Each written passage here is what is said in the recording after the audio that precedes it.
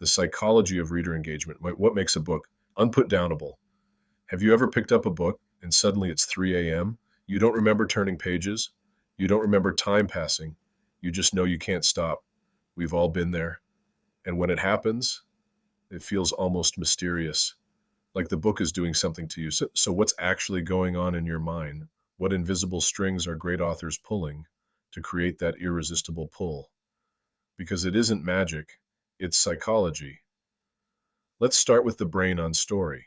Every compelling book opens a gap, a curiosity gap, a question your brain needs answered. Why did this happen? What's really going on? What comes next? Unanswered questions create momentum, and momentum is uncomfortable to interrupt. Your brain is wired to seek closure, which is why cliffhangers work so well. They don't just frustrate you, they reward you. Each page turn releases a small hit of dopamine, not enough to satisfy you, just enough to keep you going. Then something deeper happens. You slip into flow, a cognitive sweet spot, where self-awareness fades, time distorts, and the story becomes your reality. That's not escapism. That's immersion. Now let's talk about plot, because great stories don't move at one speed. They pulse. Pacing works like a heartbeat. Acceleration builds tension. Deceleration allows release. If everything is intense, nothing feels intense.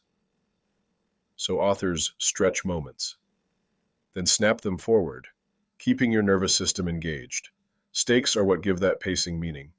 Every decision has consequences. Every choice matters. Suspense isn't just about danger, it's about urgency, the feeling that delay has a cost, and underneath it all, a satisfying arc, a beginning that invites, a middle that complicates, and an end that resolves. Your brain craves structure, even when it pretends not to. A well-shaped story feels right. Now so plot grabs attention. But characters are what hold it.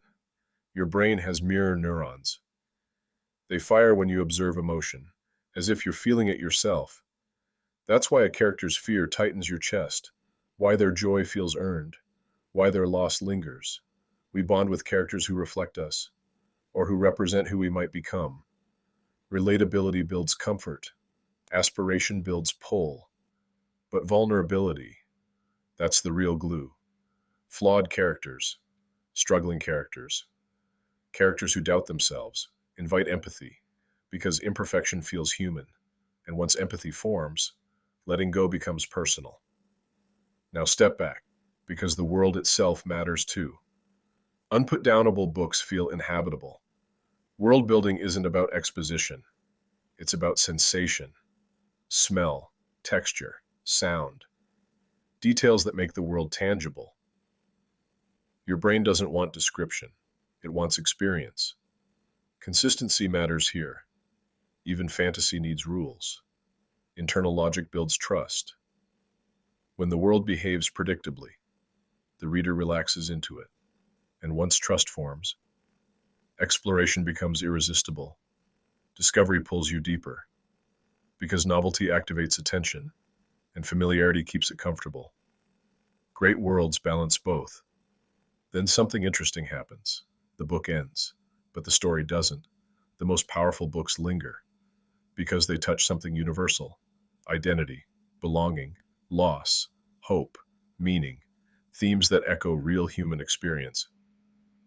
When a story resonates thematically, your brain keeps processing it. You reflect it, you talk about it, you recommend it. That post-read engagement deepens the imprint, and then you start looking for the next one. Not the same story, but the same feeling, the promise of immersion, the promise of flow, the promise of being pulled somewhere meaningful again. That's what unputdownable books really do. They don't just tell stories. They recruit your brain, your emotions, your attention. And once you're inside, putting the book down feels like leaving a place. Not finishing a task. That's the psychology. Not tricks, not hacks, but a deep understanding of how humans engage and why the best stories refuse to let us go.